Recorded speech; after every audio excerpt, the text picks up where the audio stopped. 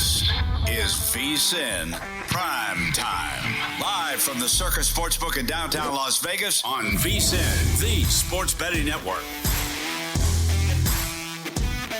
Back here on VSiN PrimeTime, I'm Scott Seidenberg alongside Will Hill here on VSiN, the sports betting network.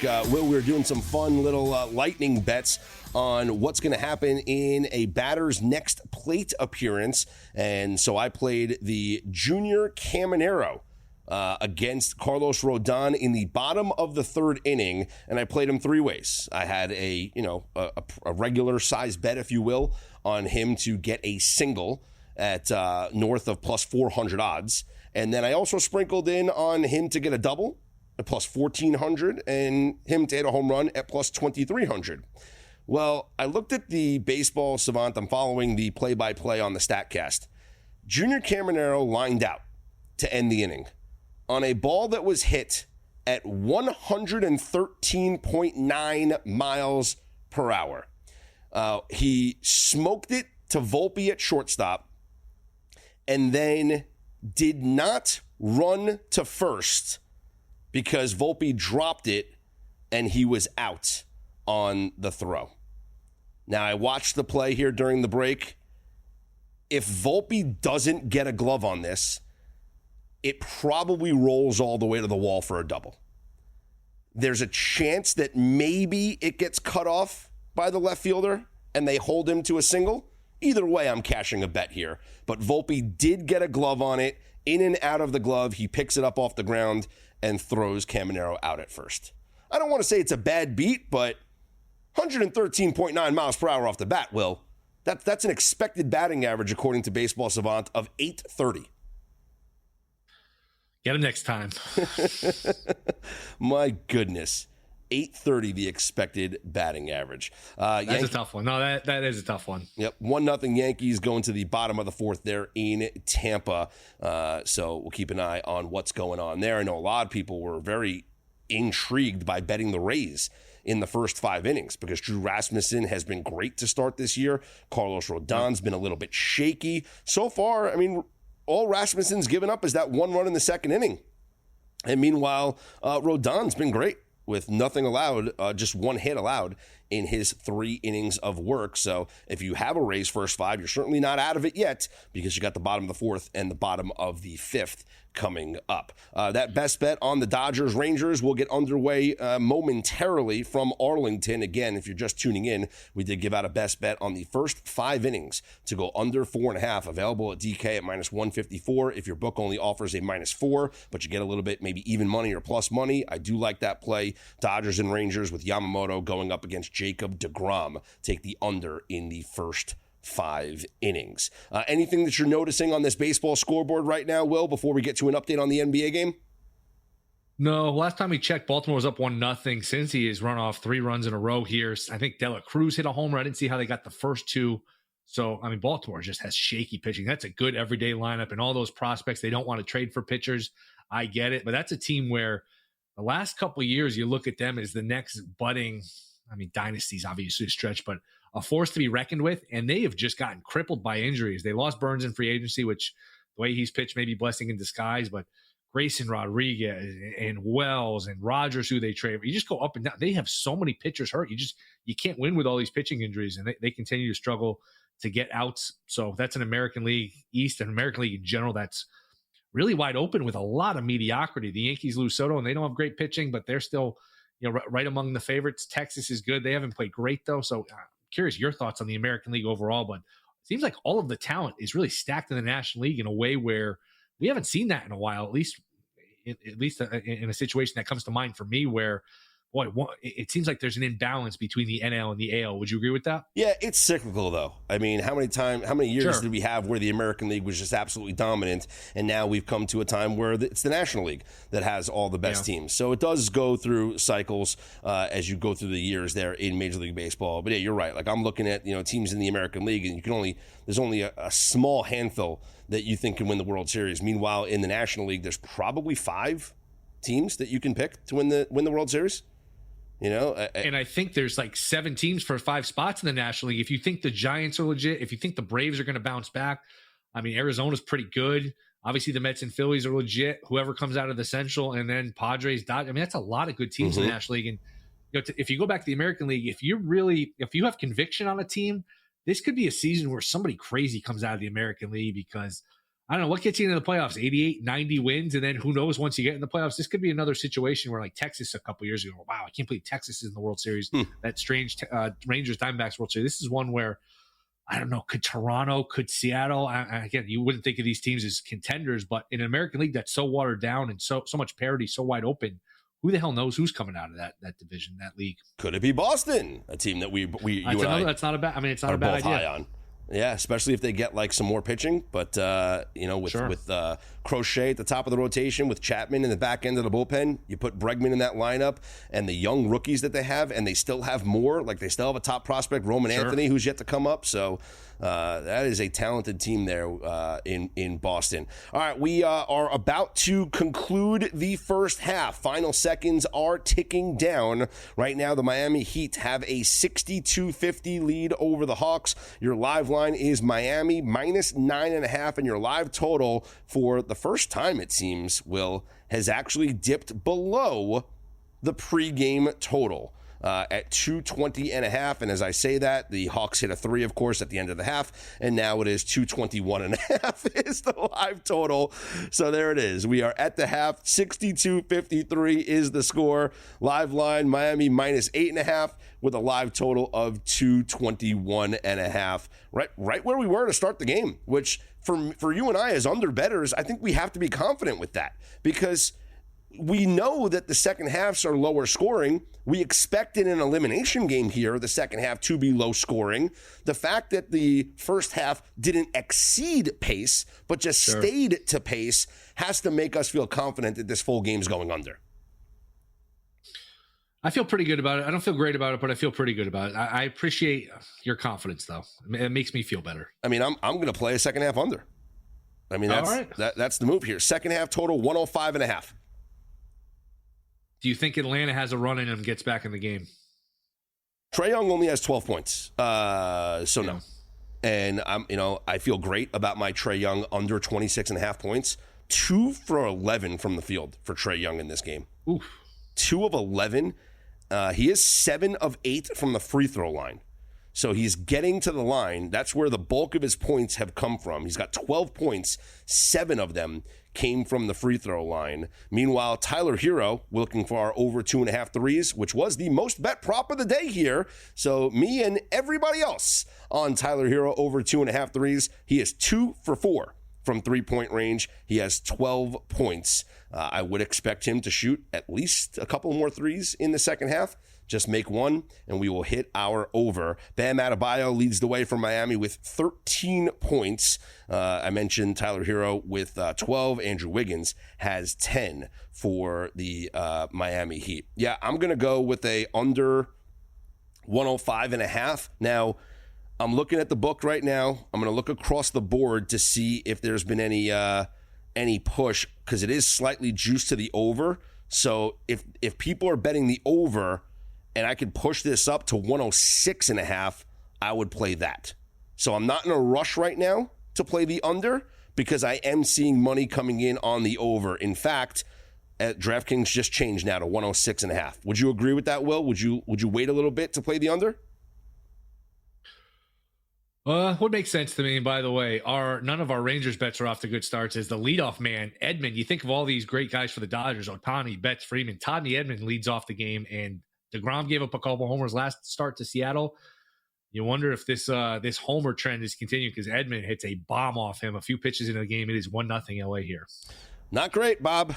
Not great. Not great, Bob. Tommy Edman with a lead-off home run for the Dodgers. Well, let's see if DeGrom can change it up. That was the second pitch of the game. First pitch, a strike looking at 98 miles per hour.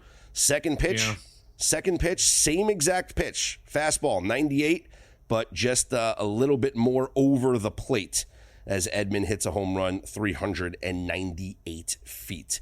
Like I said, I think that I can still win this if the Dodgers are the team that gets the runs because I don't have the confidence in the Rangers to score. So as long as If the Dodgers get held to, 3 runs or 4 runs, they can have a 3-0 or 4-0 lead after 5 innings. That's very plausible against Yamamoto, considering how low scoring the Texas Rangers have been, especially at home. I'll have to check the Dodgers lineup here in a second. Is Ohtani getting a night off? Do you have that in front of you? Because usually it's Ohtani, and so far it's been Edman and Betts. So I didn't see the final lineup here for Ohtani. He usually plays every night. No Ohtani. Okay. Which is even better for the under. Which is better for your under, too, and better for my bet, but so far, no good. Yeah, so lineup for the Dodgers, Edman, Betts, Freeman, Teoscar Hernandez, Conforto, Smith, Muncy, Rosario, and Pages. So DeGrom got the out. He got Betts out. So, all right, we're off to a better start. A rebound here for Jacob DeGrom. All right, going to keep an eye on where this second half total sits. I'm seeing 107. If it gets to 107, I'm going to wait. I'm going to wait to see if I can get to 107.5 and then fire in on an under. If not, I'll be happy. I'll take the 107 at the under. That is the lean here. That's the play, not the lean, for the second half. Speaking of the NBA playoffs, they're here tomorrow, and so is the VSiN Killer Sports NBA Playoff Challenge. We've invited 15 sharp minds from the world of VSiN and Killer Sports to go head-to-head, making 38 picks each from the start of the playoffs all the way through the NBA Finals. That's a total of 570 NBA playoff picks, all available to VSiN Pro subscribers. Picks are locked in 1 hour before the first game each day, so you'll have fresh insights to guide your bets every step of the way through the postseason. Right now, you can get full access to VSiN Pro through August 1st for just $59. So don't miss this playoff edge. Head to vsin.com/subscribe to sign up today.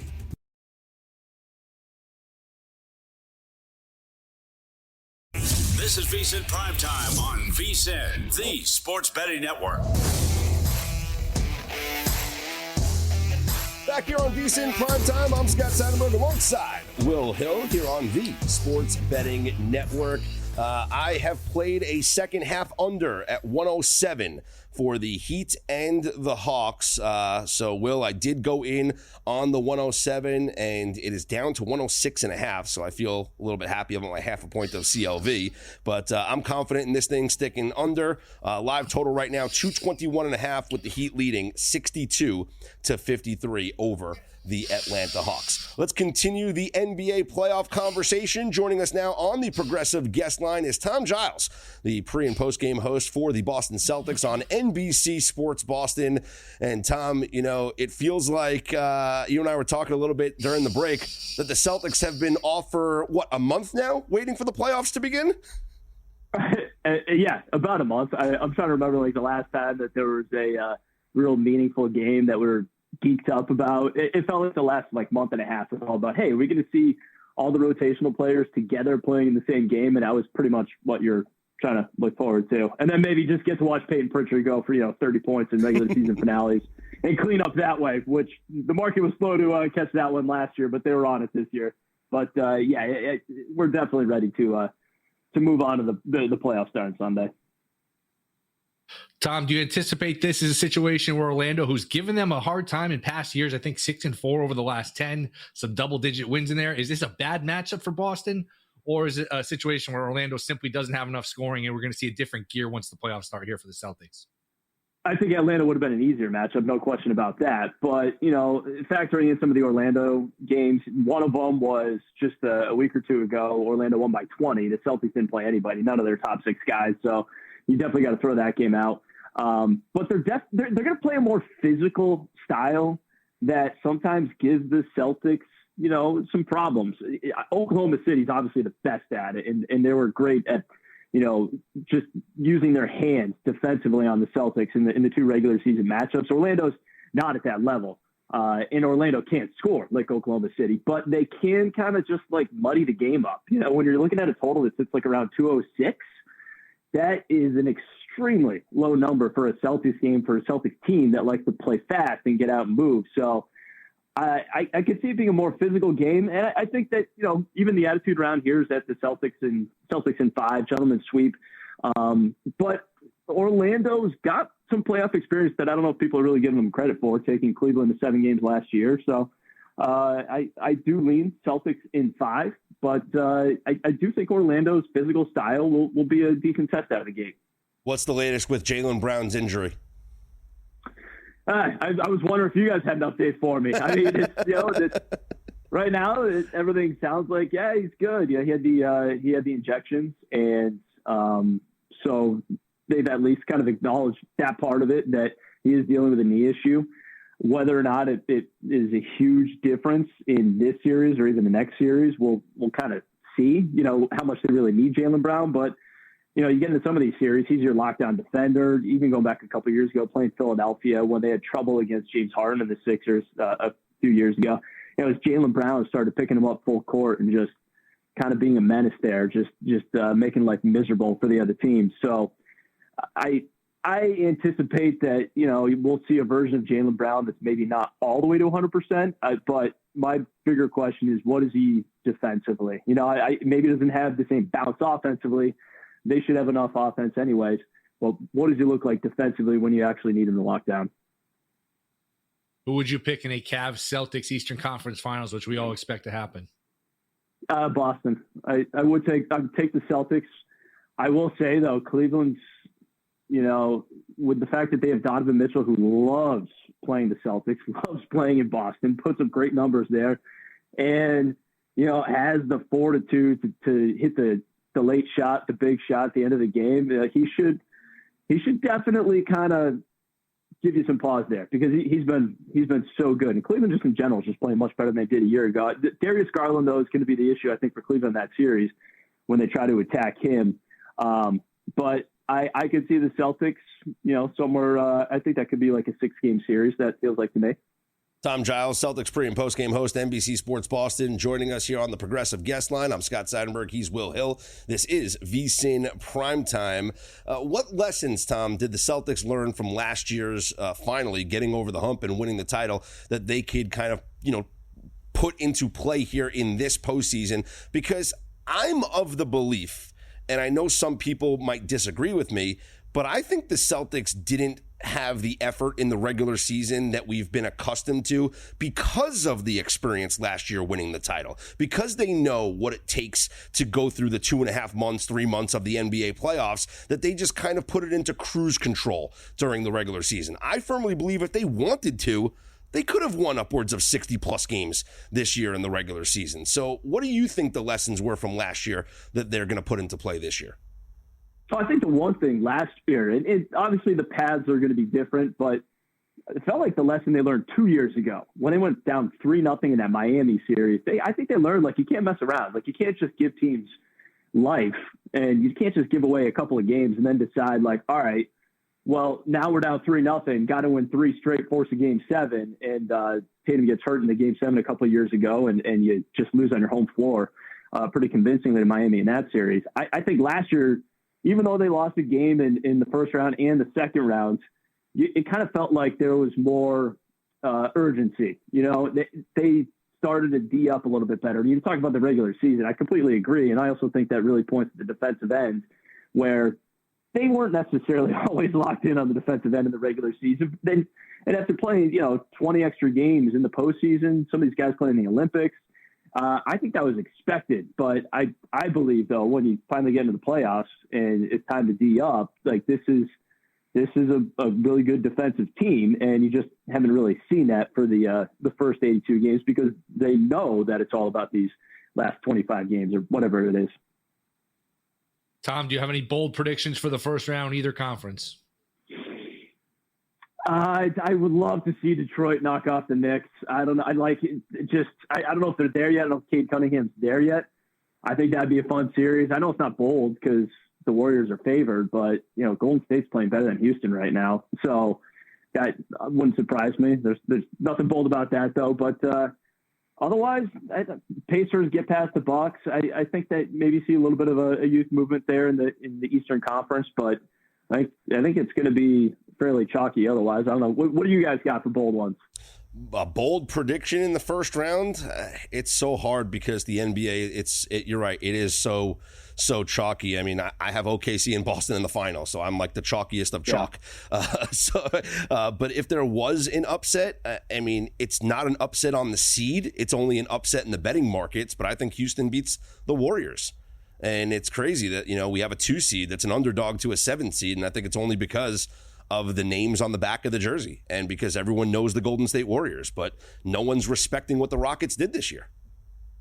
Yeah, no, it's fair. We saw the Rockets up close and personal. They took a game, they stole a game at TD Garden, just executing down the stretch. And that would be, I don't see Houston making the NBA Finals, but interesting little matchup there with Ime Udoka, former Celtics coach, who's only a coach here for 1 year. That would, because we were talking about this earlier today too, and this is where we're at right now. We're like, what are the dream matchups in the NBA Finals?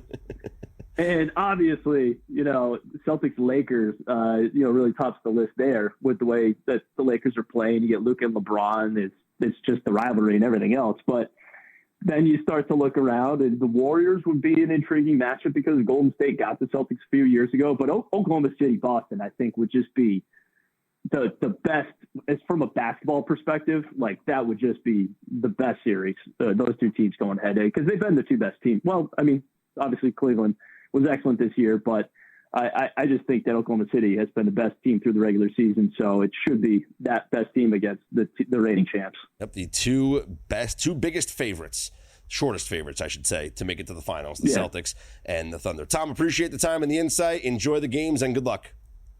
All right, appreciate it, guys. Thanks. Thanks, Tom. There he is, Tom Giles, pre and post for the Boston Celtics. Honestly, Will, I don't see anybody beating Boston in the Eastern Conference. They're going back to the NBA Finals. So you'd be shocked if Cleveland beat them? Yes, I would.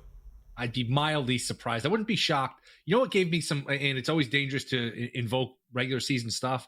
The fact that they went into Boston, were down 25-3, and said, "Wow, this is a statement for Boston," and came back and won that game. That's what gives me some hesitation that maybe Cleveland can actually do this. But Tom said something interesting, and for those who have been following along, I know you have as well, and I've been tweeting it out, I've been betting it, I've been talking about it on every one of my shows. The Celtics system, which is after they lose a game, you bet their opponent's team total to go under. It's an automatic cash cow. That's because when they want to, they can lock it down defensively. And they don't need to lose a game in the playoffs. It's the playoffs. They're going to want to lock it down defensively, which is why I believe you said it the other day. You're on the Magic team total to go under.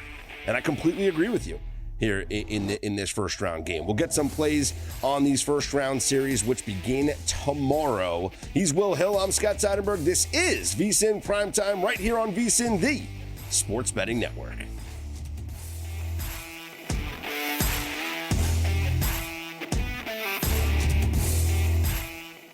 This is VSiN Primetime on VSiN, the Sports Betting Network.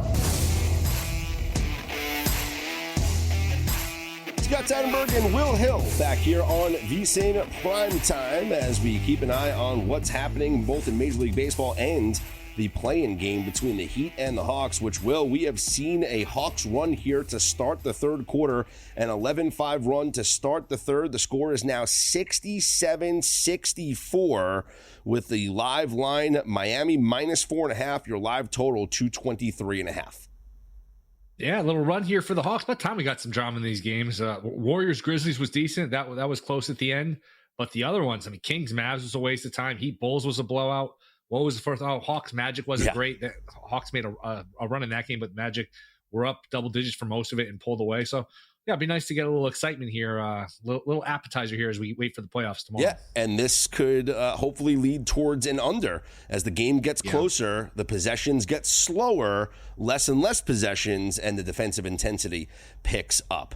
Let's take a look at some of these first-round games coming up tomorrow and get some plays. I mentioned before we went to break, you are on the game on Sunday between the Magic and the Celtics. We just had Tom Giles on from NBC Sports Boston. You like the Magic team total to go under? Yeah, under 95.5 is the number right now at DraftKings. I think it's the best number out there. I just think you're going to get a rested, hungry version of Boston here. They're home. This is really when their season starts. This was, like you said, kind of paraphrasing you, this has been an 82-game preseason for them. Once you win a championship, you don't have anything to prove. You go 82-0 in the regular season. It doesn't matter. It's all about the playoffs. I think you'll get, and we saw this with some of the Warriors teams once they won championships. You pace yourselves. You pace yourselves almost like the Chiefs in the NFL do. I think we'll see a more intense version of Boston on Sunday. in Orlando gives Boston some problems. Those problems are not on offense, though. Those problems are defensively with their length, their skill on defense. They can't shoot. I mean, we'll call it what it is. They're dead last in the league in three-pointers made, dead last in the league in three-point percentage. I think 11 per game, 31% from three. They just do not have a lot of shooting. They actually made a bunch of them against the Hawks in that playing game, but against the length of Boston, their intensity on the road, that crowd's going to be juiced up here as they get ready to defend their title. I think Boston holds them to 95 or less. So I'm playing Orlando team total under 95.5. I like it. I like it a lot. And speaking of unders, that's where I'm going with one of my plays here for tomorrow. And I'm going to take the under in the first game of the day between the Bucks and the Pacers at 2:24. This is a 1 o'clock Eastern time start. And when you look at these early games in the playoffs, the games that start earlier than, before 2 o'clock Eastern time, they are heavily swayed towards the under. I just looked this up, going in the history of this database here since it goes back as far as, I guess, 2019 or a little bit before that. Playoff games that start before 2 o'clock Eastern time, 20, 10, and 2 to the under. That's pretty darn good. Give me the under in this first game. I don't mind it. My only concern, from a matchup standpoint, I don't know who's guarding Giannis. I think it's funny. I picked the Pacers to win just in these preliminary. I had to do one of my columns for Fox, and I pick all the series. I picked Indiana. I'm starting to have doubts. I'm starting to have second thoughts that, boy, is there somebody to guard Giannis? And if you can get a healthy, rested version of Lillard at some point in the middle of this series, obviously you have to worry about rust. You have to worry, is this a bluff from Milwaukee? All of those things. I do think Milwaukee's being slept on a little bit in this series. I just don't know if there's a great match like this. Miles Turner going to defend him. From a matchup standpoint, I'll be curious to see how Indy handles this. And Indy's obviously they play at a fast tempo. So we got this series last year, but we didn't really get it because Giannis missed the whole series and Dame was in and out and playing 4 of the 6 games. So interesting series. It's a hell of a day tomorrow. I mean, you look at the 4 games we get. This one, the early one to start. Denver Clippers is a hell of a game. Knicks Pistons is fun. And then Lakers T-Wolves at night. That's a hell of a Saturday. Throwing the NHL, full slate of baseball. Man, that's a great little Saturday you got going. I love it. Speaking of that Clippers Nuggets game, I kind of like the under in that one as well. It's at 223.5 on DraftKings. It's a 12:40 Pacific time start, so it's Mountain in Denver. It's a 1:40 start time. It's still a day game there, and even just for the Clippers, just body clock wise for both of these teams, sure, it's something that is non-traditional. Like it's if you want a bigger sample size of playoff games, you can look at just all games prior to 4 o'clock Eastern time, which would count the 1 o'clock Pacific time starts, right? And those games 48, 28, and 2 to the under, which is the overs are at 36%, 37%. We're talking about north of 60% play, just taking the unders in these daytime games. The Heat have opened things up, by the way, back up to a 73-64 lead. So the Hawks, sometimes you see these teams use all their energy to get back in the game. Then once they get close, they don't have anything left to finish and actually pull ahead. But who do you like in that series? Who do you like in game one? Who do you like in the series? I don't think I've heard any person, not one person, pick Denver to win, which, man, they've got home court. They've got the best player in the world. Do you feel like Denver's being slept on a little bit in the series? I do. It worries me. I mean, I'm on the Clippers, and it worries me that everybody's on the Clippers. So, and you're right. Like, this is a team that has championship pedigree. They have the best player in the world. The thing that maybe puts it over the edge for me is the firing of Michael Malone. And when it comes down to crunch time in a playoff situation, in clutch moments, are they going to rely on Nikola Jokic to be drawing up plays on the whiteboard like he did in the final games of the regular season? Or, you got rid of your championship coach in favor of what? Nothing. In favor of the team running itself. It's not like the situation that happened in Memphis where there was a legit disagreement about playing style, right? Where they said, we don't agree with Taylor Jenkins and his offensive philosophy, and we think that, the assistant coach would do better as far as the playing style, right? So that's why they made a change here. To get rid of both Michael Malone and the general manager, it's like, to me, it just felt like, oh, well, the players don't respond. So it had nothing to do with playing style. It's just about the players not responding. And I don't think that I don't think that is going to be helpful for them in a playoff situation. If you read between the lines, though, it sounds like they could not stand him. He was hard on the players, hard on everybody. It's just, and here's the other thing. I mean, look, Jokic doesn't really talk. He doesn't really, we don't really know much about Jokic other than, the whole, he likes horses and he likes basketball. He doesn't like parades. He doesn't like parades, right? Remember? Exactly. Oh, no. Gotta go home. No. You got to figure they at least got his blessing from this. Not saying he was pushing the coach out, but you got to figure they at least ran this by him. Wouldn't you think? So if everyone was kind of on board with, we can use a change, maybe it's not the worst thing in the world.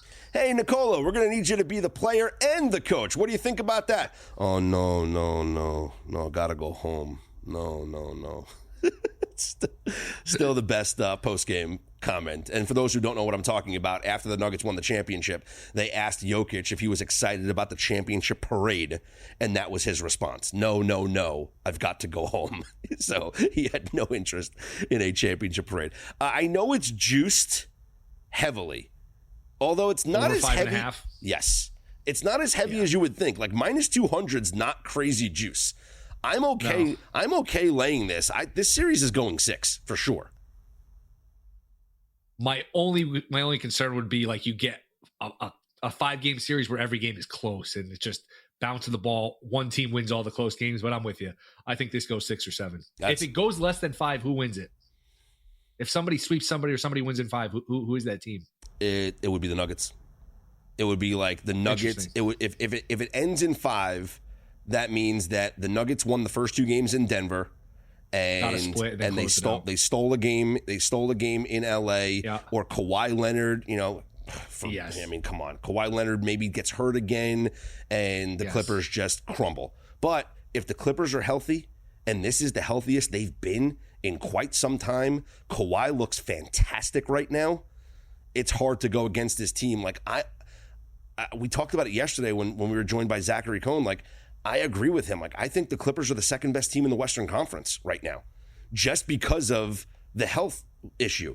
The one hesitation I have from playing them to even, win the Western Conference or, go to the NBA Finals or win the NBA Finals is I can't stand James Harden. And I would never bet on a James Harden team to win a championship. So I do think they get by in the first round. I just don't see them winning a championship. Yeah, and they're well coached now. This is not the Doc Rivers teams that underachieve and choke. They've got, Lou is a good coach. He's won a championship. He's a respected coach. And I'm surprised he hasn't gotten a head coaching job because it seems like he wants one. And I miss him in the booth. Van Gundy's a hell of a coach. If you listen to him doing these games for all these years, and he did them for plenty, Van Gundy knows his stuff. I think he's given them a subtle edge, too. I think he's a hell of a coach. Hey, you want to know where the real money is going? Unlike other sources, our betting splits here at DraftKings come from DraftKings and Circa, and it gives you insight into where the sharp action is landing because Circa is known for taking the big bets from the pro bettors, DraftKings providing a broader market perspective. So that means that at VSiN.com, you're getting the real action, not just the public money, the kind of wagers that move the lines. And you can see the percentage of bets versus the percentage of handle on every game across every major sport. Go to VSiN.com/subscribe. You can get VSiN's summer special right now for only $59 through August 1st. So that's VSiN.com/subscribe. I'm Scott Seidenberg. He's Will Hill. This is VSiN Primetime.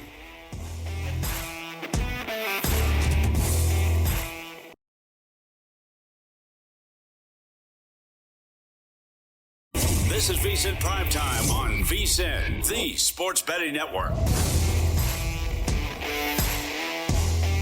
Back here on VSiN Primetime, I'm Scott Seidenberg alongside Will Hill as we are monitoring everything going on in both the NBA and Major League Baseball. We just got done talking about first round games and series in the NBA playoffs, which begin tomorrow. Also beginning tomorrow is the Stanley Cup playoffs. Now, Will, I have done some pretty extensive work here on the teams and their chances to win the Stanley Cup. Now, what do I mean by their chances to win the Stanley Cup? Well, with the trusty help of my good friend Artificial Intelligence, as well as going through a lot of articles that have been written over the years online, I looked at the last 20 years of Stanley Cup champions.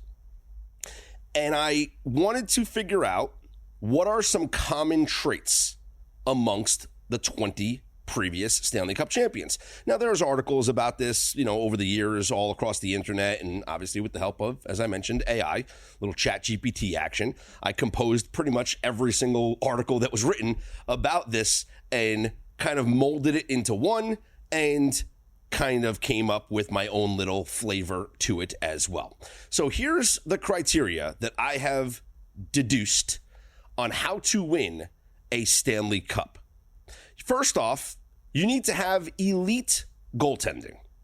And so what I did was I only included the playoff teams in the rankings. So I went through the entire list and I took out teams that were not in the playoffs. But in order to come up with a list of elite goaltenders, I took a composite score between the goaltenders' goals against average and their expected goals, like goals saved above expected, which is an analytical stat that tells you how many goals a goalie should let up, but they're not letting up, right? How many they're saving over an expected number. And so here's your top 5. And again, I did a composite score. One half was the goals saved above expected. The other half was your goals against average. We put them together to come up with a top 5. Connor Hellebuck of the Jets, number 1. Andrei Vasilevsky of the Lightning, number 2.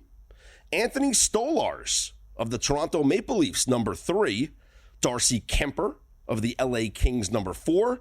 And Logan Thompson of the Washington Capitals, number 5. That is category number 1. Criteria number 1, elite goaltending.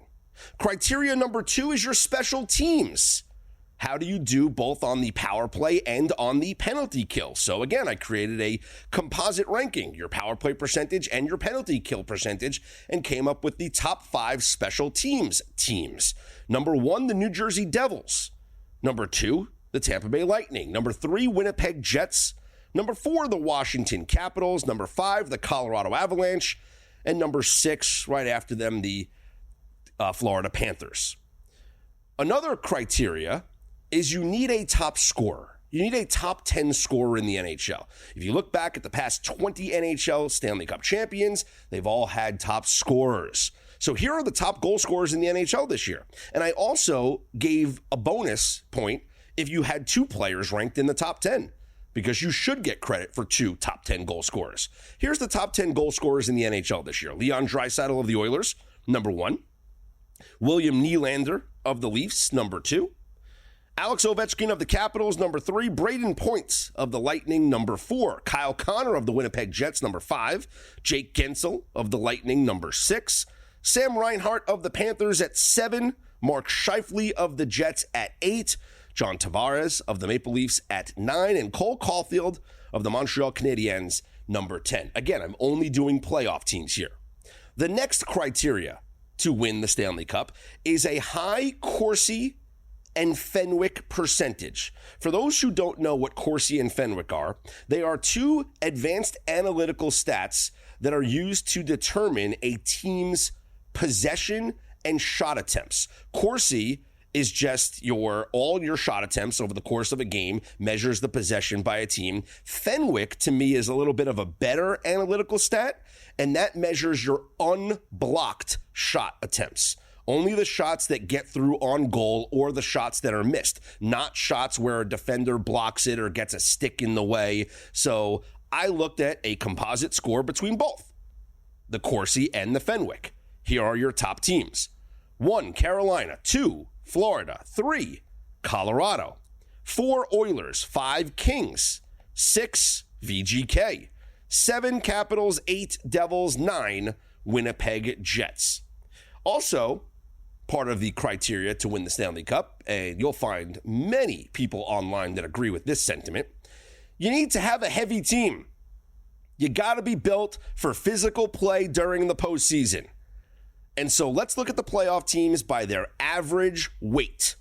The Blues, number 1 heaviest team in the playoffs, followed by VGK at 2, the Leafs 3, Capitals 4, Kings 5, Stars 6, Devils 7, Canadiens 8, Oilers 9, and Jets at 10. And finally, prior Stanley Cup experience, because this is what puts you over the edge, having been there before and knowing what it takes. Here are the teams, the top 5 teams with the most players that have won a Stanley Cup, and it makes sense. They're the most recent Stanley Cup champions. Colorado 1, Panthers 2, VGK 3, Lightning 4, Capitals 5. There's only a few coaches, only 5 coaches that have even had prior Cup wins. I'm talking head coaches only, but the Panthers last year, Paul Maurice, VGK with Bruce Cassidy, the Avalanche and Jared Bednar, the Lightning with John Cooper, and the Leafs, who are coached by Craig Berube. He won a Stanley Cup back with the St. Louis Blues. And so I have ranked each team with a composite score based on each of these 6 criteria categories.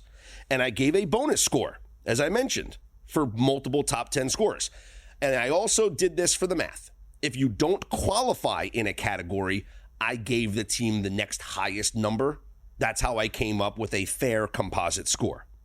The number 1, and this is just based off the 6 criterias here, the number 1 team most likely to win the Stanley Cup, the Washington Capitals, with a score of 4.6, followed by the Winnipeg Jets with a score of 5.3. The Edmonton Oilers at 5.5. The Lightning and Panthers are next at 5.6.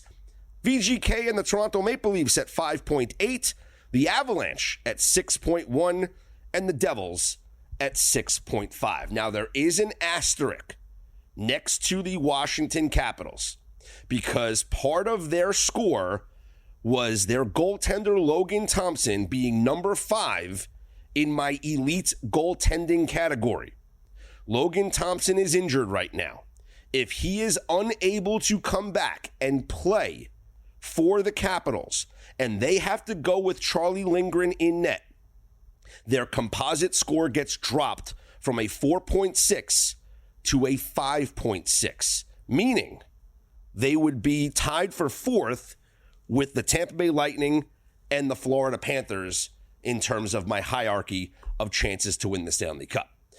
I think it's interesting, Will, that the teams 1 and 2, the Capitals and the Jets, are the 2 teams with the best records in the NHL. They're the 2 number 1 seeds. It shows me that this criteria is not BS, and it actually means something, because just looking at this criteria, my 1 and 2 teams are the 2 best records in the NHL. That's got to make you feel confident knowing that my filters are not bogus, correct? It does. And look, I'm not a big hockey guy, but I did bet a Conn Smythe wager. I made a Conn Smythe wager today. Let me hear it. And you like the Jets. I'm curious what you think. Josh Morrissey, 310-1 at FanDuel. Approve or don't approve? If you're looking for a long shot, sure. Because I do think the Winnipeg Jets, they're my pick to win the Stanley Cup. Get over the curse. A Canadian team has not won since 1993. And if you are picking the Jets, the first pick would be Connor Hellebuck, the goaltender. Your second pick would probably be Kyle Connor or Mark Scheifele. But Josh Morrissey, like, we've seen guys step up, and Josh Morrissey could absolutely have a monster series on defense, could contribute from not only from the blue line, but could score as well, finds himself on the power play unit. Yeah, I don't hate it. I really don't hate it, especially at that long shot number, because other guys like Hellebuck and Kyle Connor and Mark Scheifele are much shorter odds. So take a flyer on somebody on a team that you think could win. I like it. But yeah, the Winnipeg Jets would be my pick to win the Stanley Cup based on my criteria. Again, counting out Logan Thompson being injured for the Capitals. Want to remind you guys that it's time to plan your Vegas getaway, because Circa Las Vegas owner Derek Stevens is offering you 15% off at 3 incredible properties: Circa Las Vegas, the D Hotel, and Golden Gate. Whether you're lounging by Circa's stunning rooftop pool or enjoying all the excitement Vegas has to offer, you'll save big with promo code VSiN15. Book your stay now at circalasvegas.com and use promo code VSiN15 to get 15% off. Your Vegas adventure starts here. Fourth quarter time in Atlanta. Heat leading the Hawks 86-83. We got ourselves a game. We'll update you on that, plus the Major League Baseball scoreboard coming up next. He's Will Hill. I'm Scott Seidenberg. This is VSiN Primetime.